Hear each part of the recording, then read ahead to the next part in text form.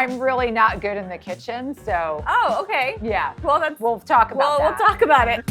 I'm Nina Melendez, and this is a show about what's behind success and setbacks, all while making a sandwich.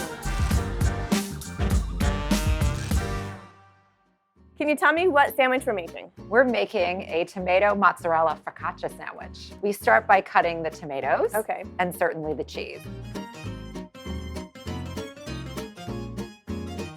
Prosek Partners is one of the leading international public relations firms and financial communications firms. At what point did you realize that you were doing something right with your business?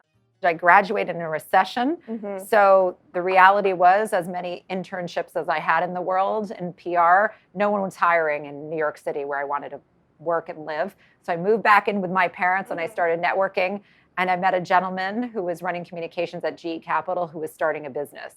And we hit it off, and he offered me a job, and I didn't want it, but that's how it started. Why didn't you want it? I didn't really want to work in a startup. I really didn't want to be in the suburbs of Connecticut. I really didn't want to work for one guy. I wanted to work like many people who graduate college, in a large class and a big company. You've said before that you've often felt, maybe because you were young, that a lot of the roles you assumed you just weren't prepared for, you didn't know what you were doing. How did you overcome that? That's certainly true. I mean, I was over my head in every way, shape, or form for the first 10 years of my career.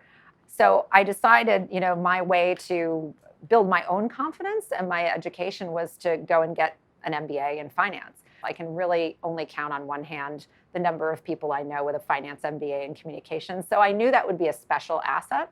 Mozzarella ball? Yes, please. Was it difficult still in the beginning having to prove yourself in a male-dominated world? Yes. It wasn't the learning. It wasn't the stats. It wasn't the finance. It wasn't the accounting. It was my confidence. I had taken the same classes in the same ways than the usually men on Wall Street I was hanging with. And that really lifted me up. It made me enter rooms a whole different way. Yeah. And I always say, especially to young women, find what it's going to take to give you confidence because that is priceless. All right, shall we assemble? Yeah, let's do it.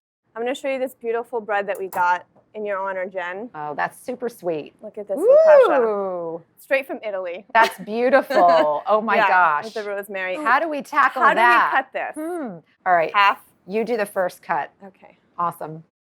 Your first book was about motivating your employees. Yes. To take more ownership. What have you found as a manager really motivates your employees?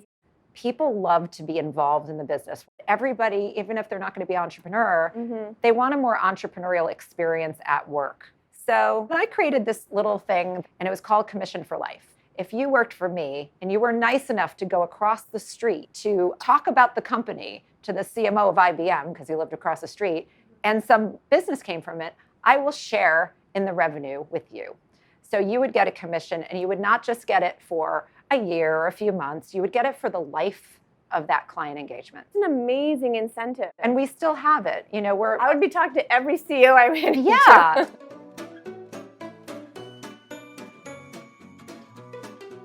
So I cut it this way, is that right? That's exactly right. Okay. So you can go all the way through, or you can make a little pocket, which is what I like to do. I see there's some nice oil and vinegar, so maybe we put a little bit in there, right? So what about you, Jen? What motivates you? I love waking up in the morning and having an idea and being able to go out and test the market. I tell my folks all the time, great ideas find funding. I also love developing people's careers. What do you know now that you wish you knew when you were starting out? Talent is everything. And it's not that I didn't know that starting out. I was just so afraid to make big bets on talent. So you have the right people and everything else falls into place. Or just ask. So I always say the two most magical words in business are just ask. It's one thing I tell people all the time. As a young woman in business, I went around asking for things, and 50% of the time I got them. Shall we try this? Yeah, I'm really excited. I'm going to make a mess, by the way. It's going to be messy, I can tell, but it's going to be delicious. It's good, right? I'm going to put a little more olive oil. Whoever got your ingredients did a really nice job. Raphael, nice job. My producer. Before I let you go, if you had to write an autobiography, what would be the title of Jen Prosek's autobiography. Wow. Maybe grit, hustle, and humanity. Those are the most important components of success, especially today.